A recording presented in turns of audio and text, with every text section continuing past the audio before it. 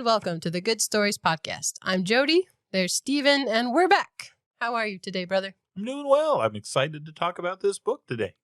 It's a good one. I've known this one a long time, as I think you have as well. But anything you want to say before we get going? Just opening it up. Well, I am a Seahawks fan, and we are recording this after the Seahawks have won their second Super Bowl. Hooray! So I'm very excited about that. Congratulations. I did not watch the game. That's okay. One of the delightful things about being a lifetime Seahawks fan is that I have known so much suffering over the course of my life that I'm very easily pleased. And so when they do well, it makes me very, very happy. Well, and right now is the Olympics. Yes. Can you watch them? Yes. I don't really have a way to, which is sad because I do love the Olympics. But okay, well, let's do our top 5 new download locations this week. So we have Lindale, Texas, Montclair, New Jersey, West Bloomfield, Michigan, Elyria, Ohio. Sorry if I said it wrong. And Bloomsburg, Pennsylvania. So thank you to all our new people out there. We appreciate you listening. Today's story has been on our to-do list for quite a while. It was definitely part of the initial brain dump, I think, of books we thought people should know about. It's from our childhood for sure. It's called Mrs. Piggle-Wiggle, and it's wonderful. I don't have a lot to preface this one, so let's just jump in. Time for a story. Mrs. Piggle-Wiggle is an eccentric elderly widow who lives alone in an upside-down house with her dog and her cat. She loves children, and children love her, so she is never short of company. It takes longer for the grown-ups in town to learn of Mrs. Piggle-Wiggle, but when they do, it is because of her fast-developing reputation for marvelous cures for misbehaving children. The cures are as odd and wonderful as she is, and I invite you to explore them with us in this charming little book. Very good. This is a kid's story, but I actually think it's more of a parent's story. Because if you have kids, all of these, you've seen some flavor of them. Oh, totally, totally. There are many sicknesses, such as the slow eater, tiny bite taker, the never want to go to bedders, the won't pick up their toys. I mean, there's dozens of these. There's actually 4 books written by the author, Betty MacDonald. And I think there's more after that as well, written by her daughters and granddaughters. But there's 4 from her. I have not read the ones from her daughters and granddaughters, but I have read all the 4 she's done, and they are great. We are focusing on the first of them, but they're all so wonderful, and they become actually kind of progressively more magical as they expand. I thought they were actually quite practical, Stevie. They involve topsoil. I'm excited about that one. But that's what I mean about this one. This one, they are very practical. They're just somebody who knows children and allows things to proceed to their logical outcome. In the later books, there's some full-on magic that goes on. I mean, there's different things from her sea chest that become helpful, but I'm getting ahead of myself. I don't remember which stories are in which books. So the one I remember is the Thought You Setters. That is not in this book. No, that's not in this one. The one I remember, well, there are 2. There was I think the Tattletalers, where they had this magic candy that it floated above their heads. And then there was the really dirty little boy that the pig went to stay with him and taught him how to be clean. I remember the pig, the very orderly pig. Yes. He would slice his apple at the table. It was great. So, spoiler alert, I don't know if it's needed. There's not really twists. It's just a delightful kids book. Highly recommend to everyone of every age, kids, adults. It's just great.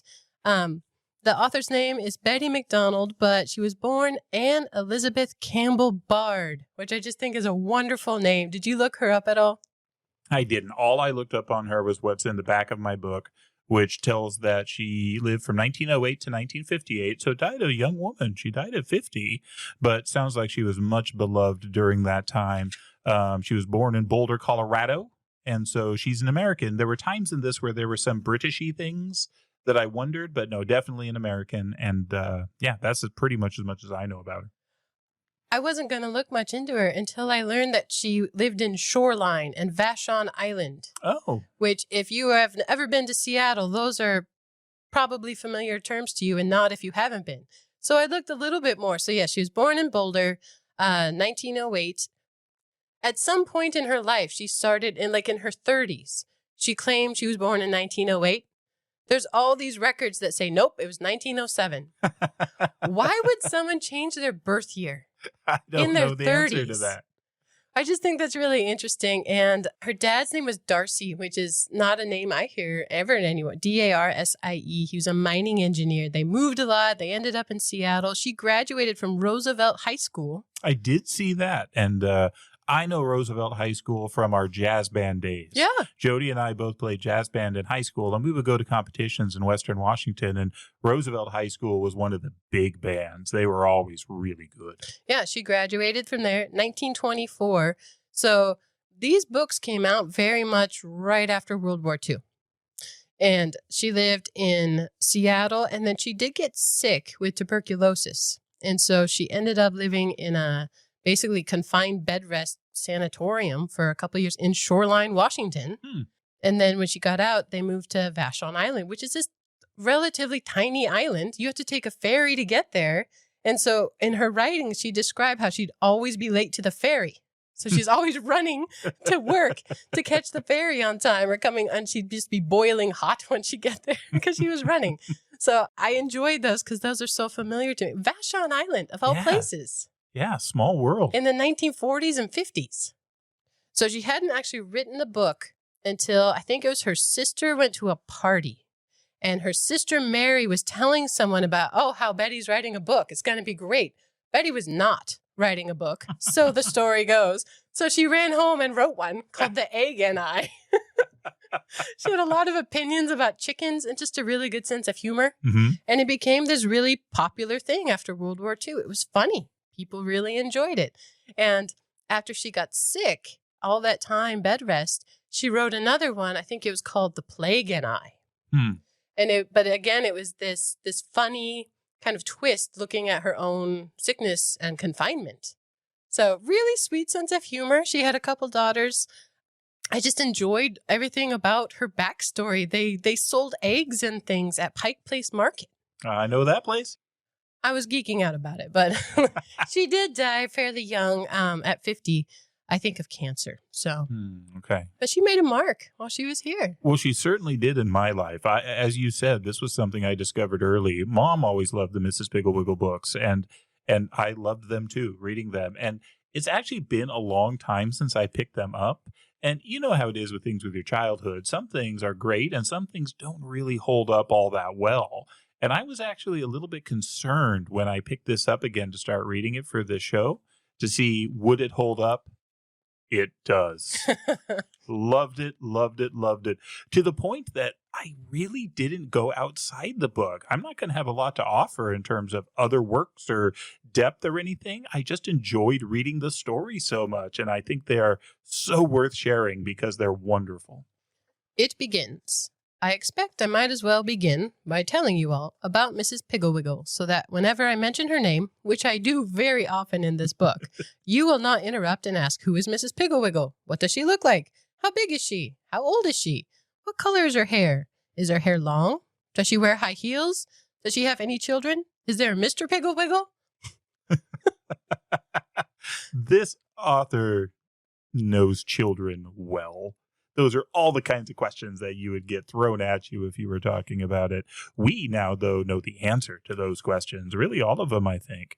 And again, we'll try not to just read the whole book, but I want to because her writing is so good. Mrs. Piggle-Wiggle lives here in our town. She is very small and has a hump on her back. When children ask her about the hump, she says, "Oh, that's a big lump of magic." Sometimes it turns me into a witch, other times into a dwarf or a fairy, and on special occasions it makes me into a queen.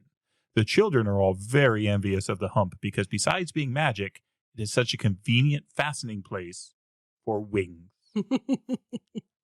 She likes to play dress up. She likes to garden. It describes her brown sparkly eyes and long hair that she doesn't mind when kids comb it or turn it into curls. So girls just love to comb her hair, do different things. She doesn't mind at all. She's so warm and wonderful to children. And it's funny. She's like an American Mary Poppins, but so much nicer. So much nicer. She's always kind. And yeah, loves to loan things out. She's very fond of high heels, apparently, but is always willing to let the little girls borrow them. So just such a sweet, sweet, wonderful woman.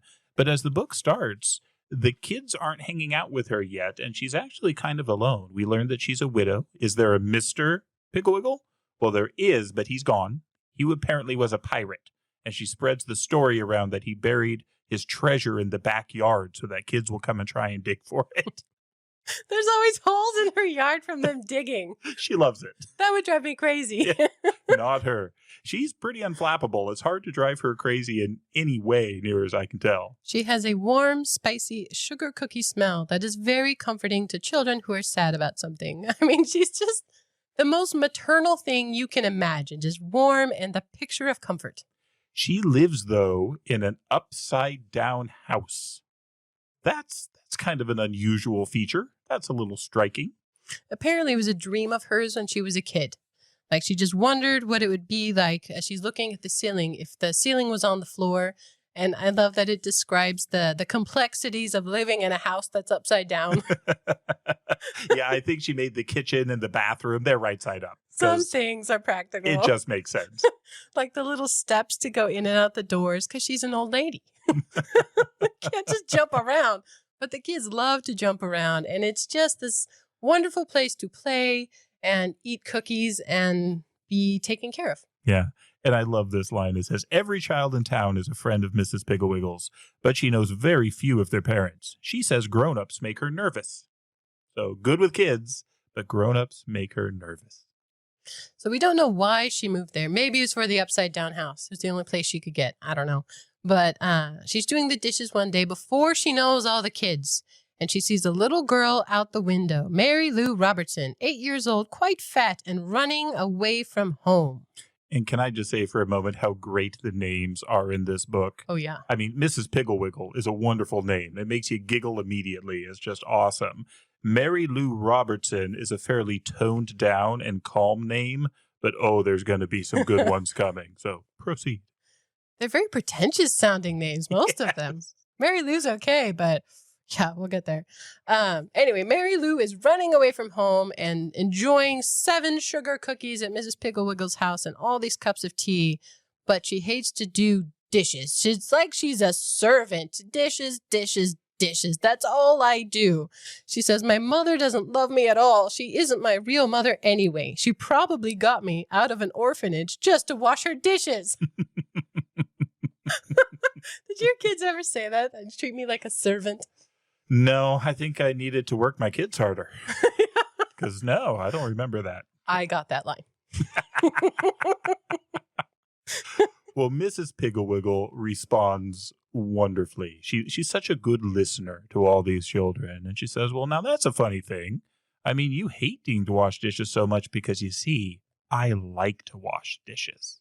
And she talks about how disappointed she is that she doesn't get to wash many anymore because it's just her and her dog and her cat. So there's not very many. But then she explains why. And here is a glimpse into the way Mrs. Piggle-Wiggle interacts with children.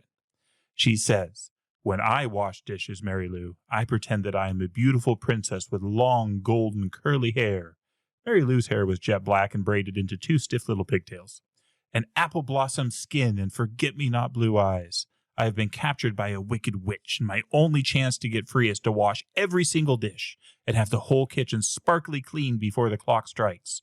For when the clock strikes, the witch will come down and inspect to see if there is a crumb anywhere. If there are pots and pans that have been put away wet, if the silverware has been thrown in the drawer, or if the sink has not been scrubbed out, the witch will have me in her power for another year. And then the game starts. She's like, oh no, it's 10 minutes to 4. We have to hurry. She's coming. She's coming. And they jump up and they start cleaning and they start washing. And this thing that Mary Lou loathes beyond all else becomes this wonderful joy and this game. But it doesn't end there because as the clock strikes, Mrs. Piggle-Wiggle disappears. Princess, I must leave you now, but show the witch your work, and oh, I do hope you will be freed. I mean, it's playing pretend to the utmost, and it's so fun. So Mary Lou is waiting, and there's the stump, and a witch, a very convincing witch, comes down the stairs. It says she's afraid until she actually recognizes the sparkle in the eyes as Mrs. Piggle-Wiggle, and then it's okay. That's right. But yeah, she puts on a show as the witch. She comes down with this heavy stick and inspects everything, looks at everything very carefully, and then in just despair finally says, "You are free, princess, but I will get you again, never fear." And then the witch clumped back up the stairs. And in a few minutes, down came Mrs. Piggle-Wiggle. And she says, "Well, do you see why I like to wash dishes?" It's just fun. She just does a wonderful job of changing attitude. She doesn't correct. She doesn't say, "No, you're wrong." She makes it game. Yeah, but she also teaches her how to do it. Mm-hmm. She shows her, this is how you wash, this is how you clean, and she does it together with her. And this works. And this child who hated it goes home and starts cleaning everything in the house as this wonderful game, much to the shock of both of her parents. That night, Mary Lou's mother, it really was her mother, of course, almost fainted when she came out to the kitchen exactly 27 minutes after dinner, and Mary Lou was sweeping the floor, and all the dishes were washed and dried and put away, and everything was immaculate. The dad pretends to fall down in shock. He faints. But then he says they're going to go to the movies. And here's where they learn about Mrs. Piggle-Wiggle. Like, what happened? Oh, she helped me. Yeah, Mrs. Piggle-Wiggle happened. Well, Mary Lou can't keep this to herself, and so she goes back to Mrs. Piggle-Wiggle's, and Mrs. Piggle is delighted to have any children visiting her. And Mary Lou Robertson brings her friend, Kitty Wheeling. Kitty Wheeling has her own thing that she doesn't like to do regarding chores around the house. Making beds. Yeah. I kind of get that one. She says, "I just can't get them smooth. I'd much rather wash dishes like Mary Lou." But she has her own terrible problems with this. "I just despise to make beds." And here Mrs. Piggle-Wiggle says, "I kind of like making beds." It's actually so fun. Well, and then she again has a story. "If you think you have a hard time making beds, Kitty, imagine how hard it is for me. You see, the cruel queen sleeps in my beds every night and inspects them every morning. And if she finds a single wrinkle, even one as big as a pin, she will have me thrown in a dungeon. Come upstairs and I will show you how I have to make beds." And she does. And apparently the key is to throw the covers all the way off. That's how you get it without wrinkles, and then you put them back on. And again, the game starts. And just like before, where that mean witch came down, this time it's the cruel queen that comes to inspect how well they do the bed. When she came out, just as Kitty and Mary Lou finished the bed, she was no longer Mrs. Piggle-Wiggle, but the wicked, haughty, cruel queen. On her head she wore a glittering jeweled crown. Her hair hung down her back in deep waves. Around her shoulders she had a purple fur-trimmed robe, and on her face she wore a smile so cruel it made Kitty's teeth chatter. And she checks the bed thoroughly. Can't find anything wrong with it. So the girls escaped the dungeon. And this is really the beginning, because from this point on, these girls tell all their friends, and all the little boys and all the little girls come over to visit, because not only are there things like this where Mrs. Piggle-Wiggle teaches them a useful way to do a chore and helps them to enjoy it, but she lets the boys dig in her backyard. She lets people paint things. It talks about how she keeps chalk by one of her little stairs so that when the kids jump on the carpet, they can mark how far they jump with chalk. I mean, it just seems like the perfect house for children to go and play and enjoy themselves and just have a wonderful time. And Mrs. Piggle loves all of it. You're going to say her name's wrong so many times. No, what did I say? Piggle. Oh, yeah. I heard like a Piggle-Wiggle in there somewhere too. Oh, it's going to get worse. I don't know. Mrs. Piggle-Wiggle certainly knew how to make work fun, and she also knew that there are certain kinds of work that children love to do, even though they do not know how very well, like painting and ironing and cooking and carpentry. She lets them mess her house up. She lets them mess things up and screw up over and over. It doesn't make them feel bad for it. They get to paint. They get to cook. They get to do her hair. It's just the best place to be for these kids. Mm-hmm. But up to this point, all we have are her interactions with the kids. But at the end of this chapter, this is where it says, "Just then the telephone rang, and it was some mother wanting to know what to do with her little girl who wouldn't take a bath." And that is how Mrs. Piggle-Wiggle got started with her wonderful cures. She told Hubert's mother about the won't pick up toys cure, Patsy's mother about the radish cure, Alan's mother about the slow eater, tiny bite taker cure. Anne and Joan's mother about the fighter quarrelers cure. Dick's mother about the selfish boy cure. Mary's mother about the answer backer cure. And Bobby and Larry and Susan's mother about the never want to go to bedders cure. And that gives us our outline for what the next chapters are going to be. The names are rather unimportant, actually. Each one is a family, and it talks about the kids and their parents. And throughout each of these stories, I think the mom network is hilarious. Yes, every chapter. Each chapter, there's a problem. The kid's starting to do something weird or unhealthy or just annoying. What is this? Where does this come from? And they call another mom. And she's like, my kid never does that. Often several moms. Yeah. They'll bounce around. That cracked me up. I mean, that happens in parenting, man. There's some judgment. Right. Like, I got this weird thing. We're like, oh, my kid would never do that. But then they talk about this thing they're very proud of with the other child. It is so weird.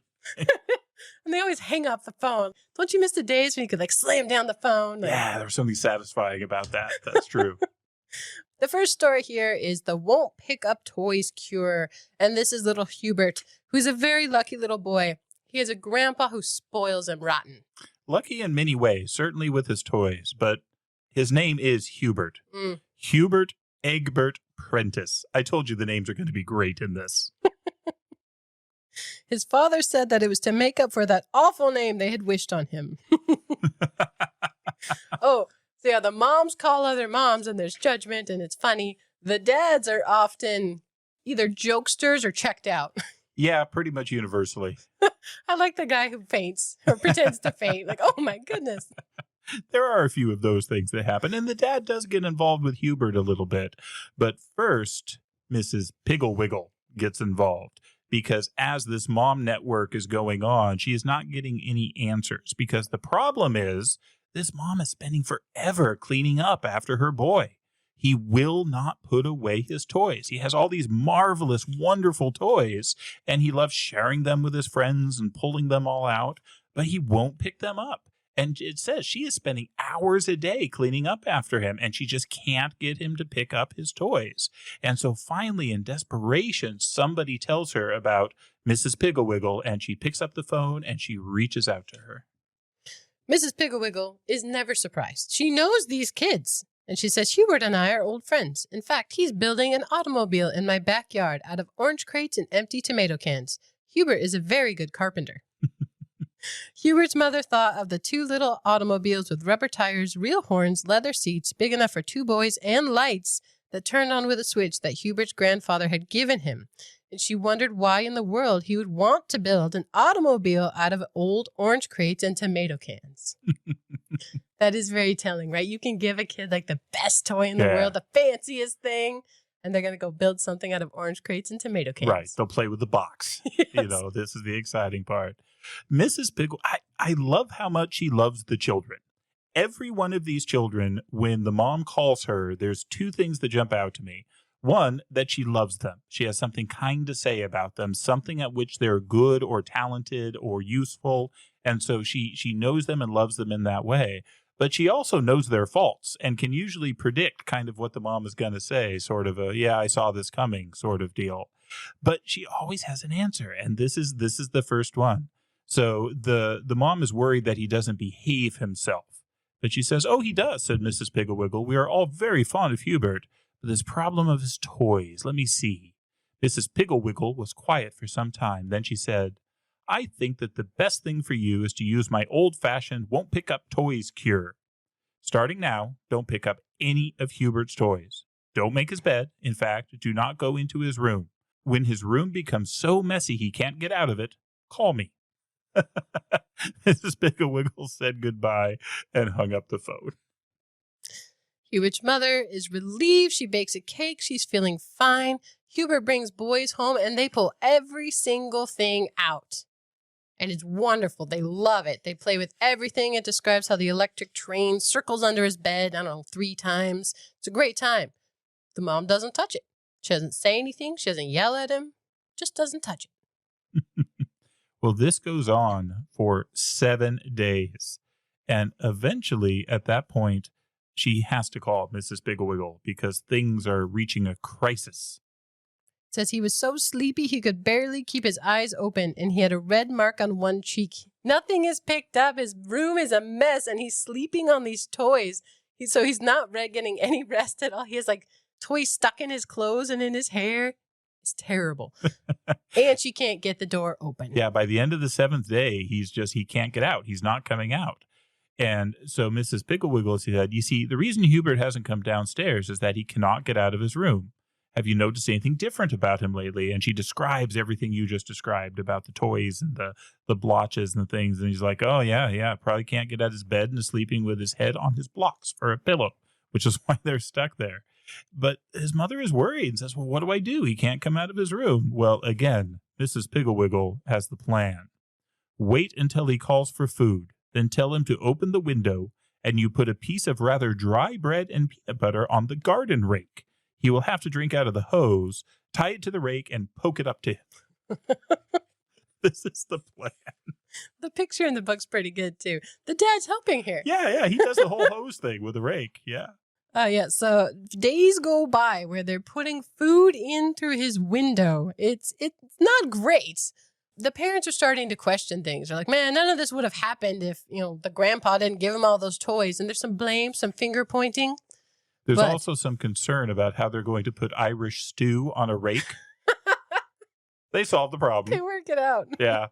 They put like items on each prong.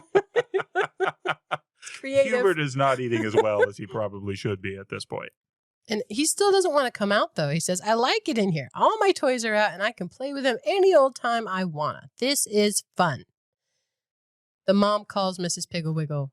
And here's where a circus parade walks by the door, led by Mrs. Piggle-Wiggle. They are having great fun. She recruits children from the neighborhood to parade through the streets. And Hubert can see it. She's like, hey, don't you want to join us? Because there's even more. She says, hurry, Hubert. We are going to march all over town, and then we are all going to the circus. Hubert wants to go to the circus, but he can't get out. He is stuck in his room, and the rake comes into action once again. And there is a letter from Mrs. Piggle-Wiggle attached to the rake, and it says, the only way you can get out of that trap is to put everything away where it belongs. If you hurry, we will wait for you. Your friend, Mrs. Piggle-Wiggle. He does it. He finds the little box. He puts every piece away, the chemical set, the printing press, the fire engines, the automobiles, all the stuff he's been playing with and leaving out. And evidently there was a lot. Right. He puts it away. So I don't know if you remember, we shared a room when I was little. I think I was probably 4 or 5. I remember like a foot deep stuff. Oh, yeah, we were gross. It was terrible. Yeah. There were footprint spots that you could hop to get from the bed to the door. This one spoke to me a little bit. A little convicting. I was like, oh no. We have gotten better, friends. That's true. Yes. Both of us very clean now. I can walk to my bed. I just remembered, though, I'd forgotten about that. And there you have it. There you have the first of her wonderful cures. And one of the themes that I see and will continue to see in each of these cures is largely what she does is she lets the actions have repercussions. And then it's just the natural repercussions of this thing the child is doing eventually make the child realize, oh, I don't want to be like that. And so this in some ways, this is the first and the simplest one. The next one gets a little bit more exciting, although the rake is pretty exciting. I love the way they feed him through the window. It includes in here, though, that he does the whole thing. He puts it all away, and it says Hubert was proud. There's something to being proud of your work. Mm-hmm. You know, he did something to completion, and he was proud. And then he gets to run downstairs and join the circus parade. I love that they wait for him. Yeah. Well, the next one is the answer backer's cure. So it took me a minute to realize what that meant, but like talking back to somebody, particularly an elder or somebody with authority over you, talking back, sass is what this one's all about. Oh, yeah. Another Mary. Mary O'Toole this time. She sasses her teacher, and she's telling her mom about this situation. Miss Crabtree asked her to do something, stay in at recess and put the paint boxes away. And I said, you're the teacher here, Miss Crabtree. Why don't you put away the paint boxes and let me go out and play. That's pretty rude. It's very rude, and her mom thinks it's rude. The child is very proud of this retort. She thinks she's scored one. But her mom is not proud of her and says, you really shouldn't do that. That's not okay. But the talking back continues to get worse. Because after that, the mom does say, that was a very rude thing for you to do, Mary, and I am ashamed of you. When you finish your sandwich and milk, you had better go up to your room and stay until dinner. You can concentrate on how rude you were to nice Miss Crabtree. But Mary's response, and it describes her facial expression over and over in this chapter. Mary pulled her mouth down at the corners, squinted up her pretty brown eyes, and said, "Why should I?" She says, "You should because I tell you to." Now go. And then up the stairs. This is so little kid to me. "I'm going because I want to, but not because you told me to." Like, okay. Sure. It says she was very normal at dinner until her dad told her to help with the dishes, and then again, right back at it. The same sort of talking back and the same sort of, "I'll do it because I want to, but not because you tell me. Anyway, you eat here. Why don't you clear the table?" That didn't go over well either. So the talking back is really getting out of control, and it keeps going into the next day. There's a Mrs. Ragbag. The mom calls a Mrs. Ragbag and asks if she has noticed any change in her calliope. How do you say it? Calliope. Calliope. I don't even know how to say that name. Calliope is one of the muses in Greek literature. That doesn't help me pronounce it. But no, she has not noticed any trouble with her calliope. She sleeps and eats well. Nothing wrong with her attitude. She goes through the mom network. Keeps going until eventually, as is often the case, she ends up coming back to Mrs. Piggle-Wiggle. Well, they reference Hubert from the last story. They're like, worked for him. She helped him. Why don't you call Mrs. Piggle-Wiggle? She'll know what to do. And she says, Mrs. Piggle-Wiggle says, "I know Mary. She has such beautiful red hair and such lovely brown eyes." And her mom says, "Well, she still has the hair and the eyes, but she also does this thing with her face now," and she answers back. She's got bad attitude. And Mrs. Piggle-Wiggle says, "Mary is always very polite to me, but I can recognize the answer backer's symptoms. When was she first impudent?" I love that question. Oh, yeah. When was she first impudent? I need to use the word impudent more. But she's got the answer yesterday, right after school. And Mrs. Piggle-Wiggle is ready to help, as she always is. Mrs. Piggle-Wiggle said, "Don't worry so, Mrs. O'Toole. Some of the most charming children I know were once answer-backers. Fortunately, Mary has only just begun, so she can be cured in no time at all. You drop by here after lunch, and I will give you Penelope Parrot to keep for a while. Mrs. Garrison has been using Penelope, but she has had it for a month now, and Gary should be cured by this time. Now, don't worry, Mrs. O'Toole. Penelope is a cure for even the most stubborn cases of answer-backishness." Penelope Parrot. She's a cranky-looking bird, and it says, "Fortunately for you," she's talking to the mom, "Penelope will only talk to children." Penelope is both a bird parrot and an actual parrot. She parrots everything that's said to her. And all she does is live with these answer backers. So she's got some good lines. Yeah. And she listens to our answer backer, little Mary. And everything that Mary has been saying, she starts to answer back. She starts to repeat it. And so Mary gets to hear all these really horrible and really rude statements that she's been making. The one, "Are you the boss around here? Are you the boss around here?" And oh man, all the lines like, I'm only doing it because I want to, or "Why should I?" They come from this bird. And Mary starts to get annoyed very quickly. And that's the way this one works. Again, it's just kind of the natural outflow of, if this behavior got taken to the extreme, what would it look like? And in this bird, it's over and over and over, all this answering back, until finally Mary is reformed. She sees the error of her ways. And when the bird says, "Who's the boss around here anyway?" this time, Mary's mother responds, "I am the boss, and I think it is time you went home. Mary, would you like to return Penelope to Mrs. Piggle-Wiggle?" She is ready. Mary is ready to take her back. Mary is again tempted to retort, to be impudent.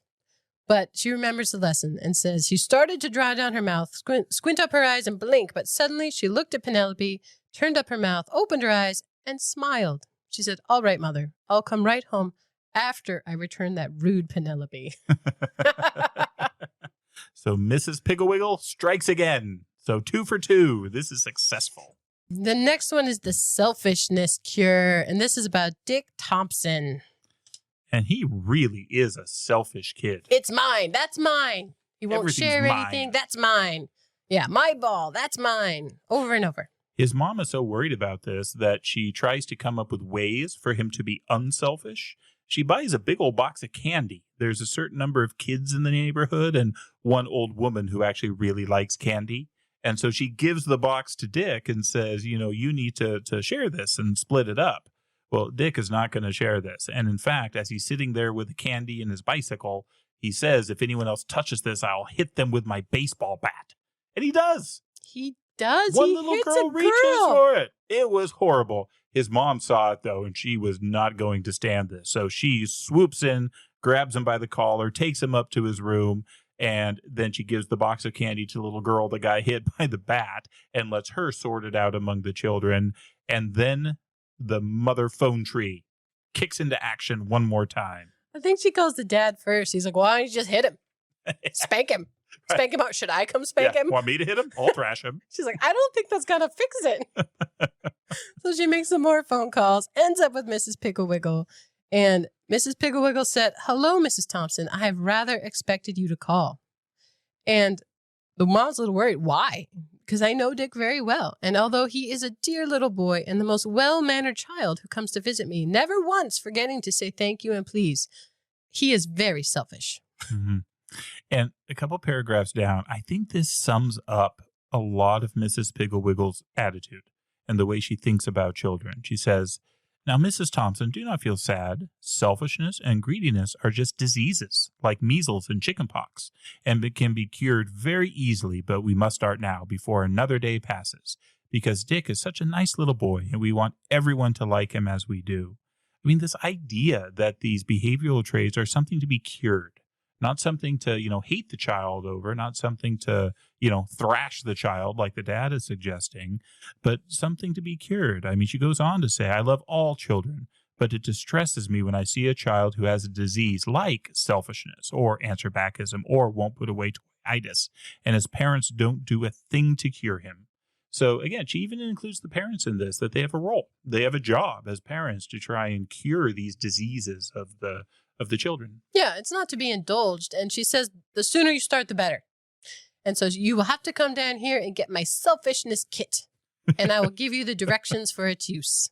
I love that she has a selfishness kit. She's equipped. It turns out to be quite a large green metal box with selfishness kit painted on its side in white letters. 25 padlocks of various sizes. They all come with a key. There's little ones. There's big ones. There's all these labels, blank gummed labels, like sticker labels, white paint, and a pastry bag. I had no idea where this was going, how this kit was going to solve Dick's selfishness problem. Well, let's read on. It's an elaborate label kit. This is mine. The prompt is, and how you use it, is to assure that everything says, Dick's book, don't touch. Dick's notebook, don't touch. Dick's ball, don't touch. Dick's bat, don't touch. Every single item, down to his clothing. And the frosting bag, the piping bag, is to put on his sandwiches, his lunch he takes. Everything is to be Dick's don't touch. And he thinks this is a wonderful idea. He is so excited because finally he will own his things and nobody else will touch them. And he gets the keys to the padlocks. He says, boy, that's just wonderful. That's my toothbrush. And now nobody but me can touch it. That was a very small padlock. He was very happy. So the mom was going to help Dick label all the things and claim them as his own. But after dinner, she goes upstairs and he's already done it. He is such a fan of this plan. Loves it. His mom and dad are joking Should we label ourselves Dick's mom, don't touch? Dick's dad, don't touch? I mean, they're all in. Maybe they should. I don't know. They're helping with this. But yeah, Dick is very excited about this whole process. And so the next day, he heads off to school with his bike labeled Dick's bike, don't touch, with his lunchbox saying Dick's don't touch, with his sandwiches with the frosting on them saying don't touch. Enter other children to the mix. Very effective. They laugh him down like crazy. And they steal his things and say, this is Dick's apple, and they pass it to someone else. Very effective. Yeah. This is peer pressure at its finest. I mean, they mock everything about this because it's just ridiculous what he's doing. And the children see it for what it is. Now, Dick doesn't want to be ridiculous. He doesn't want to be not liked. And so things like, his ruler says Dick's ruler, don't touch. And so somebody asks to borrow it, but then they see it and they laugh and they won't even borrow his ruler anymore. And then after school, there's boys who are trying to play a pickup baseball game. And so, but then they see Dick's glove, don't touch. Dick's ball, don't touch. And so they're like, well, we can't play with those. We're not playing with you. And so he doesn't even get to play baseball with them because his selfishness has really taken over. And everyone just thinks he's a huge joke and that this is all funny. My favorite is that somebody pinned a note on the back of Dick's sweater that says, this is Dick, don't touch. I mean, it fits. I like that he loses the key to his closet, so he can't even get in, and he's bummed. Oh, man. It's his own stuff, and he's locked out. But we start to see changes in Dick pretty quickly because this has not been a good day. He has not enjoyed this. And so he goes home, and he has his dinner plate that says, Dick's dinner, don't touch. And he says, oh, why do you have to mark my plate? I don't care which one I get. Boy, that's very different. And the mom is shocked. I mean, this only took a day. She said she looked significantly at Mr. Thompson and said, well, all right, Dick, we won't mark your plate if you will share your dessert with Rover. Dick thought for a few minutes, and then he carefully broke his chocolate cake into 2 equal pieces and gave one to Rover, who gulped it down and looked grateful. But it's chocolate cake? I was going to say, I'm not endorsing giving chocolate to dogs. Did they not know that? Probably not. What is this, 1947? Yeah, No. Poor Rover. So Rover does fine. He Rover seems does okay. well. Yeah, don't worry. I noticed that too. Like, oh, no. But the next day, his mom's labeling his lunch. Dick's lunchbox, don't touch. And he says, I don't care who gets my lunch. Just don't mark it. So he goes to school without the labels, and the kids are all expecting them, but there's no sign of those labels. So they all sat down and ate their lunches, much more like a normal day. Yeah. And then after school, it says Dick hurried home and scraped the markings off his ball and bat and mitts. And then he got to play with the other kids. Baseball is happening again.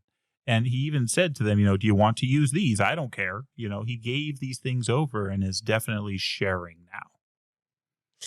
I like that somebody finds a bunch of keys. They bring them back to Dick. And his mom says, I don't think he needs them. So she has him give all the padlocks, all the selfishness kit back to Mrs. Piggle-Wiggle. Dick is happy to pack up that kit, and then he takes it back. So, Mrs. Piggle-Wiggle, she does it again. She's awesome. Okay, is the next one the best one? It is the best one. The next one is totally the best one. This is the radish cure. I thought it meant she didn't like radishes or something. I don't know, but it's called the radish cure. The radish is the cure. Up to the time of this story, Patsy was just an everyday little girl. Sometimes she was good, sometimes she was naughty, but usually she did what her mother told her without too much fuss. But one morning, Patsy's mother filled the bathtub with nice warm water, called to Patsy to come take her bath. Patsy refuses. Did you ever have a phase where you wouldn't bathe? Not that I refused. I was just a little boy and far too busy to bathe. Sure. So it wasn't I'm not willing to. It was it was not high on the priority list. I remember not wanting to shower, just being very upset at the fact of having to bathe. Again, very little, but I've walked down memory lane with this book a little bit. Oh, totally. It hits home in many, many cases. Patsy hates baths. I won't ever take a bath. She hates them and just freaks out about taking a bath. And the mom network kicks off. She calls Mrs. Brown and she asks, what's her kid's name? Prunella. So good. She asks if her daughter, Prunella, ever refuses to bathe. And no, our little Prunella just adores to bathe. And she says, perhaps Mrs. Grotto could help you. This one's great. This child's name is Paraphernalia. Love it. Well, Paraphernalia is quite a remarkable child anyway. She does not have this problem either. No, they have no problems. Only Patsy is a problem. That's right. At some point, after calling Mrs. Broomrack, who also doesn't have problems, but has a wonderfully named child, this chapter is the best. This child is Cormorant. Little Cormorant. He looks forward so to taking a bath. And the mom has had enough at this point. The Mrs. Broomrack says, in fact, sometimes we can't get him out of the tub. Well, why don't you let him stay in then, said Patsy's mother. Because he might drown, squealed Mrs. Broomrack. Well, said Patsy's mother as she hung up the phone. In desperation, she decided to call Mrs. Piggle-Wiggle and says she should know about children. She certainly has her house crawling with them day and night. And it certainly is fortunate for Patsy's mother that she thought of Mrs. Piggle-Wiggle because she knows the cure. And here it is. It's the radish cure. The radish cure? Said Patsy's mother. Yes, said Mrs. Piggle-Wiggle. The radish cure is just what Patsy needs. All you have to do is buy 1 package of radish seeds. The small red ones are the best, and don't get that long white icicle type. Then let Patsy strictly alone, as far as washing is concerned, for several weeks. When she has about ½ an inch of rich black dirt all over her, and after she is asleep at night, scatter radish seeds on her arms and head. Press them in gently, and then just wait. I don't think you will have to water them because we are in the rainy season now, and she probably will go outdoors now and then. When the little radish plants have 3 leaves, you may begin pulling the largest ones. He's gonna plant radishes on this little girl. ½ an inch of topsoil. Wow. She does warn the mom that she's going to look really bad before the radish cure is done, but it is super effective. And Mrs. Piggle-Wiggle does say, if it really bothers you, you can send her to stay with me, which is very generous, I think. She's willing to take her for the duration of this nasty cure. That's right. With inches of dirt on her. It's so great. Well, things progress as you would expect. The dirt piles up. It keeps growing thicker. And Patsy's father, he goes out and he buys the radish seeds. By the end of the 3rd week, they had to keep Patsy indoors all of the time because one morning she skipped out to get the mail, and the postman, on seeing her straggly, uncombed, dust-caked hair and the rapidly forming layer of topsoil on her face, neck, and arms, gave a terrified yell and fell down the front steps. This progresses to the point where they're watching her sleeping, and Patsy's father said, "Repulsive little thing, isn't she?" Yes, that's gross. The mom didn't think that was appropriate. Why, George, that's a terrible thing to say of your own child. He says, my little girl's buried so deep in that dirt that I can't even remember what she looks like. It says the radish cure is certainly hard on the parents. That's me. But then they start to sprout. On her forehead, she has green leaves sprouting.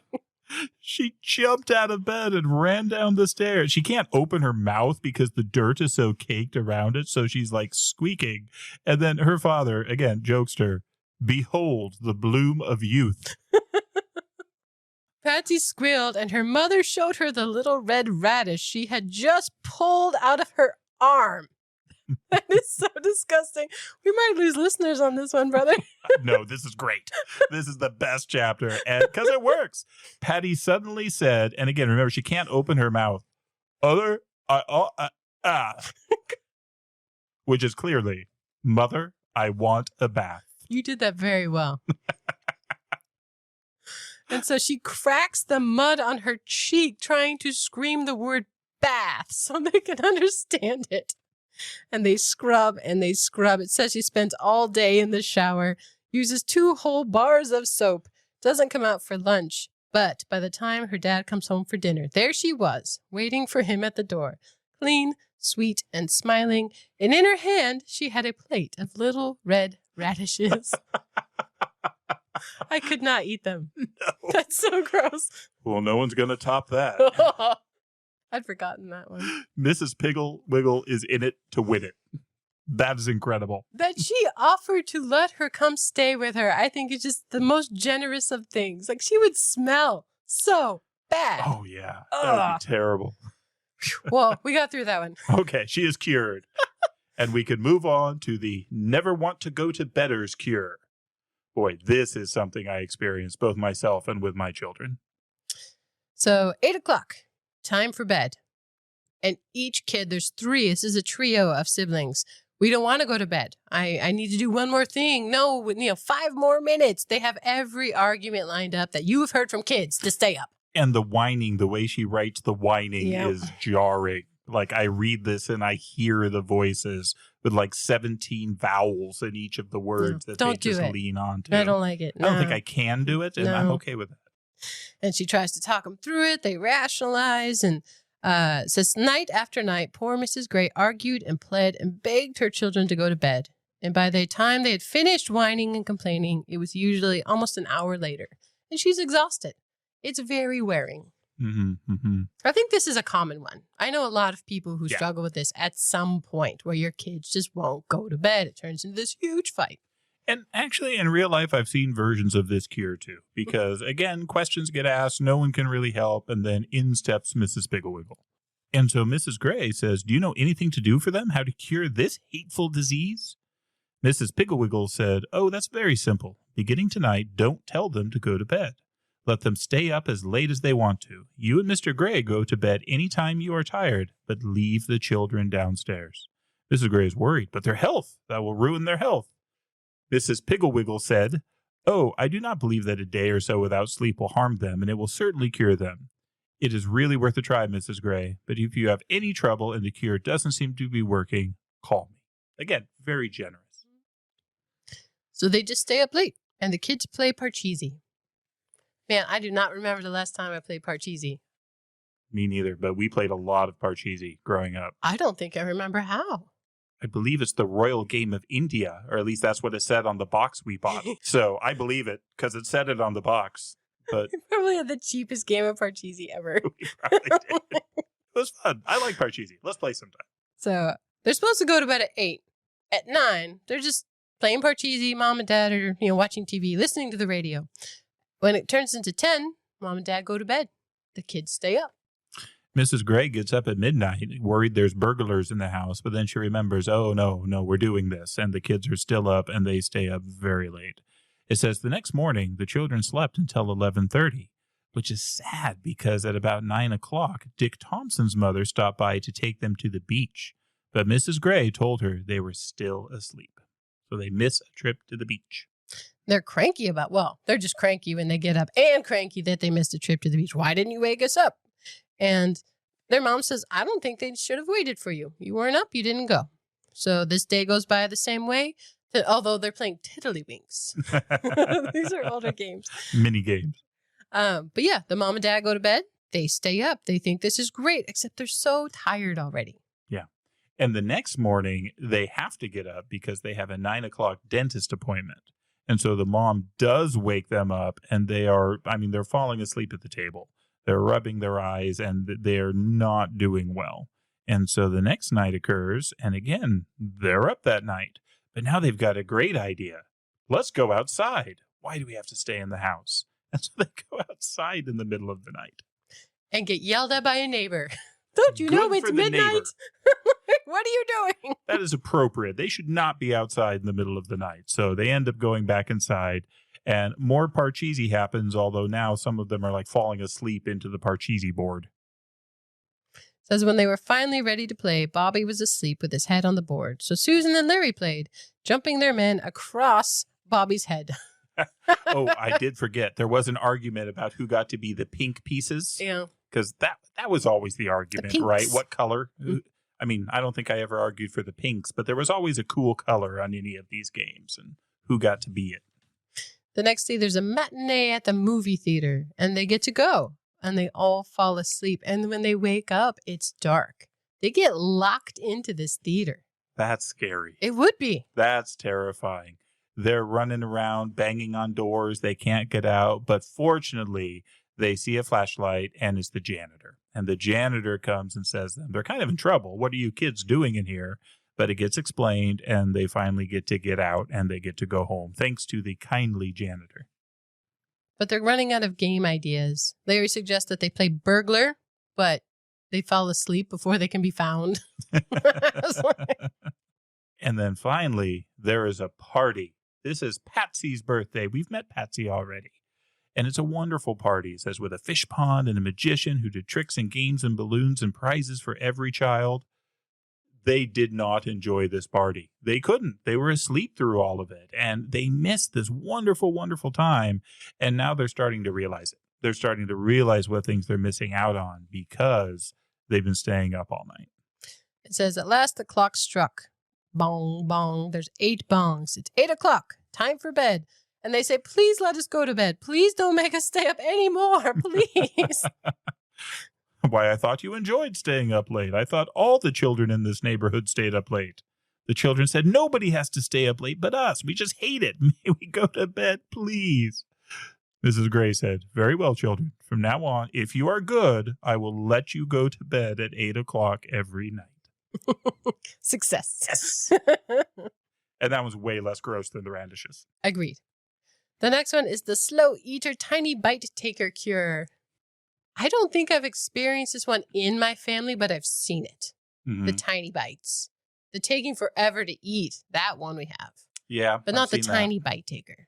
I've seen a tiny bite taker.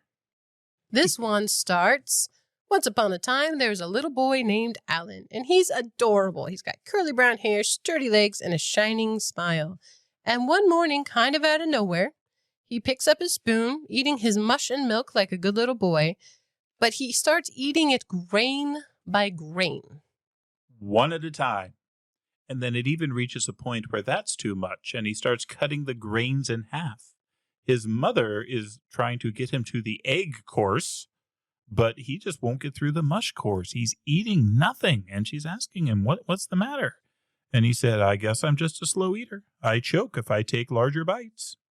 It says he's very interested in his little bitty bites, and so he keeps taking like crumbs, little specks of cracker, like even his favorite food, suddenly he'll eat soup drop by drop. Yeah, yeah, he's going hardcore. Well, we have some other great names now in the mom calling around. There is a Mrs. Crankminer and a Mrs. Wingsproggle, which are quite delightful. Mrs. Wingsproggle's daughter is Pergola. I know what a pergola is. Yeah, I know a pergola. Yeah. Mrs. Wingsproggle, though, has a very different problem with little Pergola. Mm-hmm. Pergola doesn't always chew each bite 100 times. She's been caught chewing 93 times, or sometimes less. 71. Alan's mom hangs up the phone fast because she can't imagine if her little boy, in addition to only eating one grain at a time, also decided he had to chew it 100 times each. Unacceptable. So she moves on from that very quickly. Well, our radish cure survivor is the next mom who she calls and recommends Mrs. Piggle-Wiggle. And Mrs. Piggle-Wiggle, as always, has a plan. Mrs. Piggle-Wiggle said, don't worry about Alan. He'll be all right again in a day or two. Let me see. Is it? Yes, it is Alan coming down the street right now. So I'll send him home the slow eater, tiny bite taker dishes with him. It says, use the largest set for Alan's dinner tonight, the medium size for his meals tomorrow, the small size the next day, and the very small dishes the last day. Serve him portions of food to fit the dishes. That will be 4 days in all, counting today, and though he may lose some weight, he will gain it right back. I may send for him on that last day, and no matter how he feels, let him come to my house. She says, I will do it just like you say. And yet the description of the reducing size cup and saucer and plate are very funny. One's no bigger than a penny. Yeah, tiny. Like a crumb fits on this thing, and Alan is taking this to the utmost extreme, where even the penny-sized plate, he still cuts his crumb in half. Mm-hmm. And he's starting to look very pale over the next couple days. He's not eating hardly anything. He's tired. He can't get up and move around. He can't play. And he's just doing this minimal stuff. But then the days go by, and it says, just then the telephone rang, and it was Mrs. Piggle-Wiggle for Alan. His mother had to carry him to the telephone and hold the big heavy telephone receiver. Mrs. Piggle-Wiggle had great difficulty in hearing his weak, squeaky voice and finally had to give up and talk to his mother. Mrs. Piggle-Wiggle said, "It is Alan's turn to exercise the spotted pony, and I would like him to come over here right away." She has a pony that she lets the kids take turns exercising and riding around. Well, it's Alan's turn, and Alan wants to do this because he knows that if he misses the opportunity, he doesn't know when he's going to get to do it again. So as exhausted as he is, as tired and as weak as he is, he goes over there, or is carried over there, and he gets on the pony. And again, the picture is great. It is. It says he's so excited, but he was so weak, his mother had to carry him out and put him in his little red wagon. It says fortunately he was downhill all the way to Mrs. Piggle-Wiggle's house. And there they put him on this pony, and he's just slumped on it. It says several women in the neighborhood come out to check on him to see if he's ill or needs help. It says Alan's very embarrassed and squeaks out, "I'm all right." And he tries to sit up, but he's too weak. He ends up rolling off the pony onto the grass. At home, because he knows that he can't stay on the pony anymore, so he turns it to his house, and this is where his mother finds him, and she is worried that the pony has thrown him off. You know, how many times has this bucked you? But no, it's not that. He's just so weak. But he's so worried because he knows that if he gives up this turn, he won't get to ride the pony again for a long time. And so this is where his mother says, "All right, this is enough. You need to eat something." And she brings him in, she ties the pony up, and she starts feeding him little bits of food. As he starts eating, he starts to notice he feels better. He gets more energy. And what we have now is the complete reversal. He starts to take big bites. He starts to actually consume his food, get energy to where he can finally go back to the pony. Very thoughtfully, he takes Spotty an apple and some lumps of sugar. Yes. In case he's hungry. It's bad to be that hungry. And he's able to take the dishes back with him, riding on the pony, because he is now cured of the slow eater, tiny bite taker disease. I like that his sweet smile comes back. Yeah. All right. I think this is the last one in this book. This one's called The Fighter Quarreler's Cure. And it's two sisters named Anne and Joan. Those are the names of the author's daughters. That's great. So this one seems like a personal story. I think you're probably right. They're twin sisters. I think Joan wakes up first. They sleep in the same bed.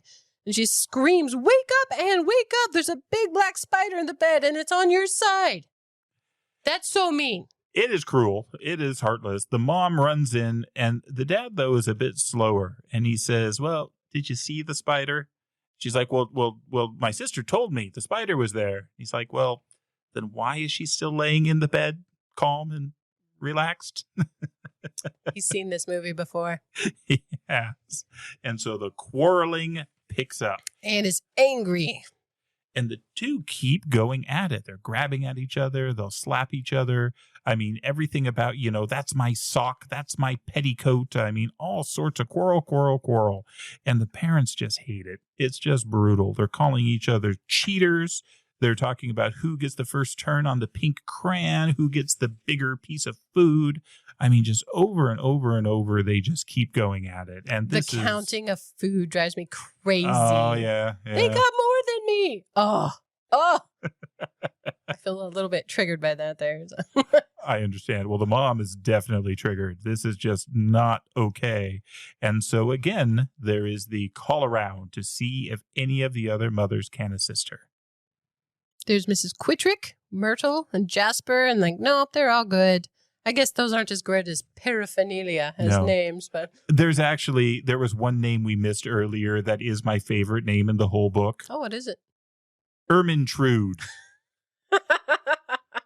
Never heard that before. I've never heard that name before. I've heard Gertrude, but this is like Ermintrude. Love it. Anyways.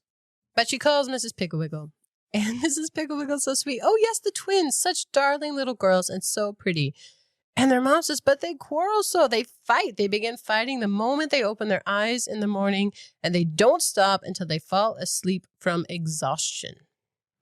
Mrs. Piggle-Wiggle is not shocked. "Oh, I know. That's my sock. No, it's mine. That's my box. No, it's mine. 'Tis not. 'Tis too. You have the most. You're a pig." I mean, she knows everything that's being said here.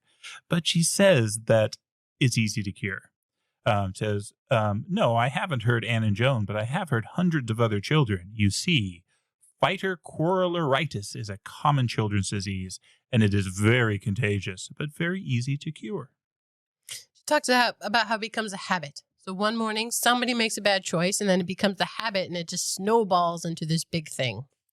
She says, now, Mrs. Russell, I believe that if fighter-quarrelers could hear themselves as others hear them, and see themselves as others see them, they would soon realize how unpleasant it is, and would be cured.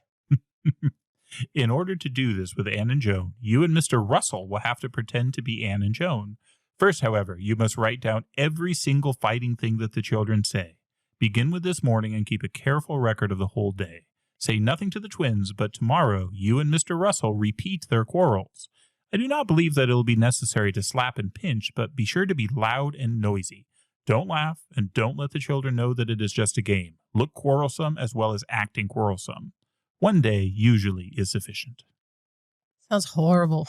Yeah, I couldn't do this, but they are all in. Yeah. The dad is thrilled by this idea. He just thinks it's a great plan.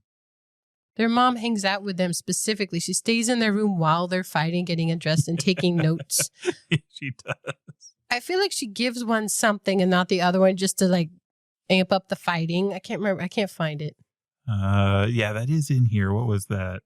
But she does. She sets these things that she knows will trigger them off just to get more material to write down. Here it is. After school, she purposely gave one of them a bigger apple than she gave the other, and then followed them around and wrote down the quarreling.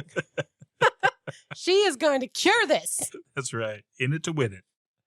So the next morning, the girls are about to start fighting when their mom and dad start freaking out because there's a big black spider on one side of the bed. I think it's the mom comes running and screaming. That's right.